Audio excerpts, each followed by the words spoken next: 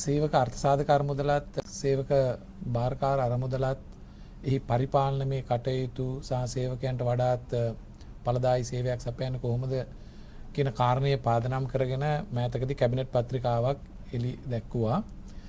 හැබැයි එහි අරමුණ එහි මොනවද කරන්න යන්නේ කියන කාරණා පිළිබඳ සාකච්ඡා කරනවා වෙනුවට සමාජයේ අර සාමාන්‍ය තියෙන පුරුද්දම තොරතුරු හරියට නොදැන සහ වැරදි විදිහට අර්ථකථනය කරමින් සමහර විට දේශපාලන අරමුණු සඳහා භාවිත කරනවද දන්නේත් නැහැ. විශේෂයෙන්ම ලංකාවේ තොරතුරු හුවමාරු වීම සමාජ මාධ්‍ය ඇතුළේ ඉතාම ප්‍රබලව ක්‍රියාකාරී වෙනවා. මේ මොහොත වෙනකොට එම කැබිනට් පත්‍රිකාව පිළිබඳ වැරදි අවබෝධයක් විශේෂයෙන්ම මේ වැඩ කරන ජනතාව සේවකයන් අතර වැරදි අවබෝධයක් ඇතිවන ආකාරයේ ප්‍රවෘත්ති හුවමාරු වෙන නිසා ඒ පිළිබඳ පැහැදිලි කිරීමක් කරන්න අවශ්‍ය කරනවා. ඒ කැබිනට් පත්‍රිකාවේ අන්තර්ගතයට කලින් අපි අවබෝධ කරගත්තොත් මේ සේවක භාරකාර අරමුදලත්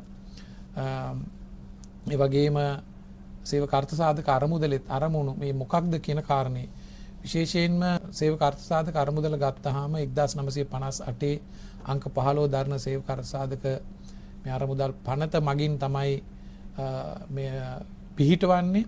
විශේෂයෙන්ම සේවකයෝ විශ්‍රාම ගියාට පස්සේ ඔවුන්ගේ ඒ සුබ සාධනය වෙනුවෙන් සේවයෙන් පස්සේ අදාළ අරමුදල් ලබා ගැනීමට අනිවාර්ය දායකත්ව අරමුදල් ලබා ගැනීමේ ක්‍රමවේදයක් විදිහට තමයි පුද්ගලිකාංශයේ සේවකයන්ටත් අර්ධ රාජ්‍යාංශයේ සේවකයන් වෙනුවෙනුත් මෙය ක්‍රියාත්මක වෙන්නේ. එතකොට 1958න් පස්සේ මේ වෙනකම් ඒ සේවකයන්ගේ අයිතිවාසිකම හිමිකම වෙනුවෙන් ගොඩ නැගුණු ධනයේ වත්කම් වල එකතුව රුපියල් බිලියන 4943ක් වෙනවා 2025 දෙසැම්බර් 31 වෙනිදා වෙනකොට කෙනෙක් ට්‍රිලියන 4.9ක ප්‍රමාණයක්.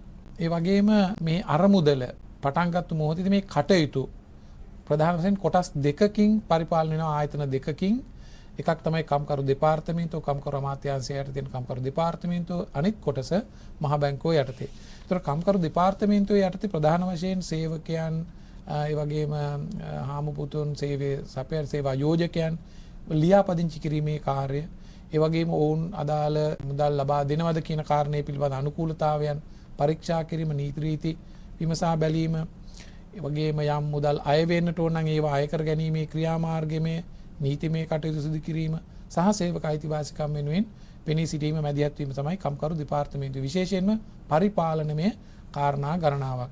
අනිත් පැත්තෙන් එතනින් ගොඩනැගෙන අරමුදල් මූල්‍ය පාලනය සිදු කිරීම තමයි මහ බැංකුව සිදු කරන්නේ. ප්‍රධාන වශයෙන් මේ අරමුදලේ භාරකාරීත්වයේ කස්ටෝඩියන්ෂිප් එක තියෙන්නේ මහ බැංකුවට. ඒ නිසා ආයෝජන කළමනාකාර කමිටුවක් විසින් ඒ කළමනාකරණය කරනවා. නිසි පරිදි ආයෝජන පවත්වාගෙන යන්න මූල්‍ය පරිපාලනය සහ අවසානයේදී සේවකයන්ට ඒ තමුන්ගේ ප්‍රතිලාභ ගෙවීමත් සිදු කරනවා මහ බැංකුව විසින්.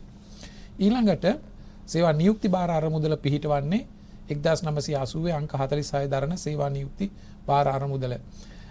මෙහිදී විශේෂත්වය තමයි සේවකයා වෙනුවෙන් සේවා යෝජකයා විසින් තමයි මේ දායක මුදල් ලබා දෙන්නේ. එහිදී තුන් පාර්ශවීය පරිපාලන ව්‍යුහයක් තමයි ආණ්ඩුවත් සේවකයන් සහ සේවා යෝජකයන් සම්බන්ධ වෙලා ක්‍රියාත්මක වෙන්නේ. එහි විශේෂත්වය මේ වෙනකන් තියෙන්නේ මුදල් අමාත්‍යාංශය යටතේ තමයි මේ පරිපාලනය සිද්ධ වෙන්නේ. සේවක අර්ථසාධක අරමුදලේ පරිපාලන කටයුතු කොටස් දෙක කම්කරු දෙපාර්තමේන්තුවත් මහ බැංකුවත් මගින් සිද්ධ වෙනවා. සේවා නියුක්ති භාර අරමුදලේ ක්‍රියාත්මක වෙන්නේ සීළු කටයුතු මුදල් අමාත්‍යාංශයේ යටතේ. එහි 2025 දෙසැම්බර් 31 වෙනිදා වෙනකොට බිලියන 667ක විශාල මුදල් ප්‍රමාණයක් තියෙනවා. ඒ ප්‍රධානම අරමුණ බවට පත් වෙන්නේ සේවකයන්ගේ ඒ අයිතීන් ආර්ථික ප්‍රජාතන්ත්‍රවාදී ඒ වගේම සේවක සුබ සාධනය වෙනුවෙන් ඔවුන්ට අදාළ ප්‍රතිලාභ ලබා දීමත් මෙහි විශේෂත්වයක් වෙනවා. සේවකයන් නොවන අයටත් යම් සමාජීය සුබ සාධන සැලසීමේ අරමුණක් මේක ඇතුලේ තියෙනවා. එතකොට අපි කතා කරන මේ තියෙන්නේ EPF සහ ETF පිළිබඳව දල අදහස අද තියෙන තත්වය මේ කැබිනට් පත්‍රිකාවේ පසුබිමත් අරමුණත් අපි ගත්තාම මේ කියන කාරණාත් එක්ක ඔබට පැහැදිලි වෙනවා සේවක අර්ථසාධ අරමුදල සැලකිලිට භාජනය කරපුවා මේ අරමුදල් පරිපාලනයේ මහ බැංකුව යටතේ තියෙන්නේ. ඒ අවස්ථාව වෙනකොට කම්කරු දෙපාර්තමේන්තුව කම්කරු අමාත්‍යාංශ ඒවා මුදල් පරිපාලනය කිරීමේ ශක්්‍යතාවයන් ධාරිතාවයන් පිළිබඳ ප්‍රගුණතා නොතිබිච්ච තත්වයකදී ඒ මොහොතේදී තමයි මහ බැංකුව විසින් මේ කටයුත්ත කරන්නේ. එතකොට දැන් අපිට අවශ්‍යතාවයක් පැනනගිලා තියෙනවා. ඒ වගේම ලෝකයේ සේවක අර්ථසාධක අරමුදල් සේවකයන්ගේ අරමුදල් පරිපාලනය කිරීමේදී ජාත්‍යන්තර වශයෙන් පිළිගත්තු ප්‍රමිතීන් භාවිතයන් ගොඩනැගිලා තියෙනවා. විශේෂයෙන්ම ජාත්‍යන්තර කම්කරු සංවිධානයේ විසින් ඉදිරිපත් කරලා තියෙන ප්‍රමිතීන් සහ සම්මුතීන් තියෙනවා. ඒ එක් සම්මුතියක් තියෙනවා C144 144 කියන කාරණය. අපි එය අපරානුමතිය කරලා තියෙනවා. එයින් කියන්නේ විශේෂයෙන් මේ සේවකයන්ගේ ප්‍රතිලාභ සම්බන්ධයෙන් පරිපාලන කටයුතු කිරීම, තුන් පාර්ශවීය මැදිහත් වීමක්, උපදේශකත්වය සහ සමාජ කතිකා සම්මුතිය කියන ඒ සම්මුතිය අපි අපරානුමතිය කරලා තියෙනවා. ඒ කියන්නේ අපි එකඟතාවයකට එනවා වඩාත් හොඳ ක්‍රමවේදයකට, පාරදෘශ්‍ය ක්‍රමවේදයකට මේ අරමුදල් සේවකයන්ගේ මුදල් පරිපාලනය විය යුතුයි කියලා. මොකද අපි එක පැත්තකින් නම් අපේ දේශපාලන ඉතිහාසය ඇතුලේ මෙවැනි අරමුදල් අවභාවිත වෙච්ච හැටි, තීන්දුව අරගෙන ඒවට කරන ලද ගැටලුකාරී තත්වයන් අපේ ඉතිහාසයේ තියෙන. ඒ නිසාමත් සමහරවිට මේ සේවකයන් වැරදි තොරතුරක් එනකොට කලබල වෙන්නත් ඉඩ තියෙනවා. මොකද අතීතයේදී මෙවැනි හිතුවක්කාරී තීන්දුව අරගෙන තිබිච්ච නිසා. නමුත් මෙහි කැබිනට් පත්‍රිකාවේ අරමුණ වෙන්නේ ඒ පාරදෘශ්‍ය භාවයත්, මේ අරමුදල් කළමනාකරණය කිරීම, පරිපාලනය කිරීම, ආයෝජනය වැඩි දියුණු කිරීම කියන කාරණා පාරදෘශ්‍ය භාවයේ වැඩි කිරීමත්, එහි වගවීම වැඩි දියුණු කිරීමත්, මහජනයාගේ විශ්වාසය සහ කාර්යක්ෂම සේවාවන් සැපයීම කියන අරමුණු ඉෂ්ට කර ගැනීම සඳහා තමයි මේ පත්‍රිකාව එළියට එන්නේ. ඒ අනුව නවීන ක්‍රමවේද ඔස්සේ මේ පරිපාලනය කරලා සේවකයන්ට අවශ්‍ය පහසුකම් සැලසීම සඳහා මෙම කැබිනට් පත්‍රිකාවෙන් යෝජනා කරන්නේ මෙන්න මේ කාරණා ටික. ඒක තමයි වැදගත්ම වෙන්නේ. එක තමයි සමාජිකයන්ට සම්පූර්ණම නීතිමය ආවරණය ලැබෙන විදිහට, නීතිමය සුරක්ෂිතතාවය තහවුරු වෙන විදිහට, ඒ වගේම මූල්‍ය සුරක්ෂිතතාවය ඔබේ අරමුදල් වල දැන් මේ මම සඳහන් කරපු බිලියන 4943ත් බිලියන 667ත් සම්පූර්ණ මූල්‍ය සුරක්ෂිතතාවය ආරක්ෂා වෙන විදිහේ නව විධිමත් පරිපාලන ක්‍රමවේදයක්, වගවීමට යටත් වෙන පාරදෘශ්‍ය පරිපාලන ව්‍යුහයක් හඳුන්වා දීම තමයි යෝජනා කරන්නේ. දෙක, ETF එකේ සේවක භාරකාර අරමුදලේ ඒ සුබ සාධන කටයුතු, ඒ පරිපාලනයේ වැඩි දියුණු කිරීම, කාර්යක්ෂම කිරීම එක අරමුණක් වෙනවා.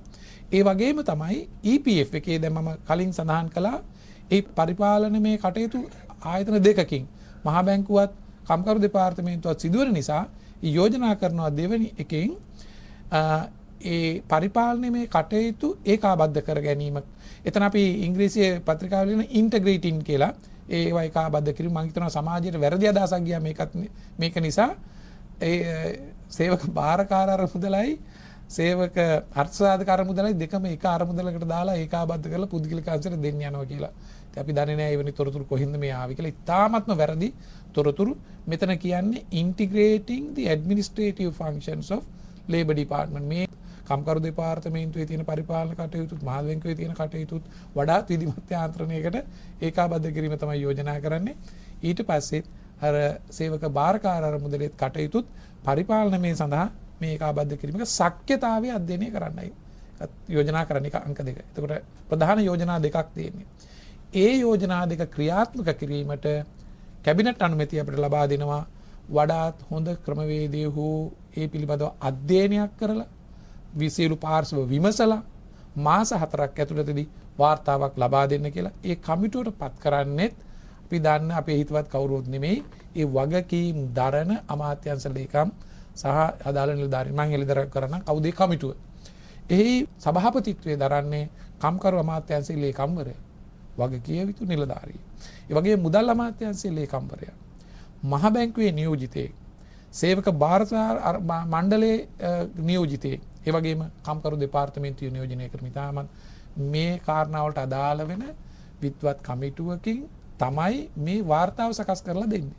එතකොට අපි කවුරු හරි දැන් කියන්න හදනවා නම් දැන් වාර්තාව ඇවිල්ලත් නැහැ, වාර්තාවේ මොනවද කියන්නේ අපි දන්නෙත් නැහැ, කමිටුවපත් කළා විතරයි.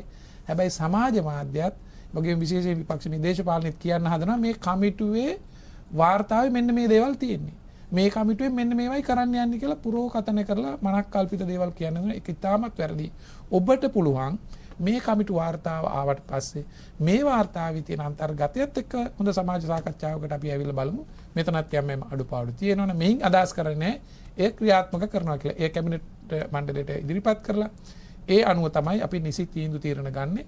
එය මහ ජනතාවට සේවකයන්ට සේවා යෝජකයන්ට අනිකුත් කණ්ඩායම් වලට මේ පිළිබඳ ඇල්මක් දක්වන ඕනෑම පාර්ශවයකට මේ විවෘත වෙනවා. ඒ නිසා මම නැවතත් යෝජනා කරනවා ඔබට දන්නේ නැති තොරතුරක් මත උපකල්පිත තොරතුරක් මත වැරදි තොරතුරු සමාජගත වීම මත ඔබ ක්‍රියාකාරී වෙන්න එපා. වැරදි අදහස් ප්‍රකාශ කරන්න එපා. ඒක සමාජයටත් විශේෂයෙන්ම මේ සේවකයන්ගේ ලේ දාඩිය මාංශය කඳුළු වලින් උපයාගත්තු මේ වත්කම් පිළිබඳ වැරදි අදහසක් ඇති කරලා සමාජයේ නොවන යවන ප්‍රකාශ වලට දායක වෙන්න එපා.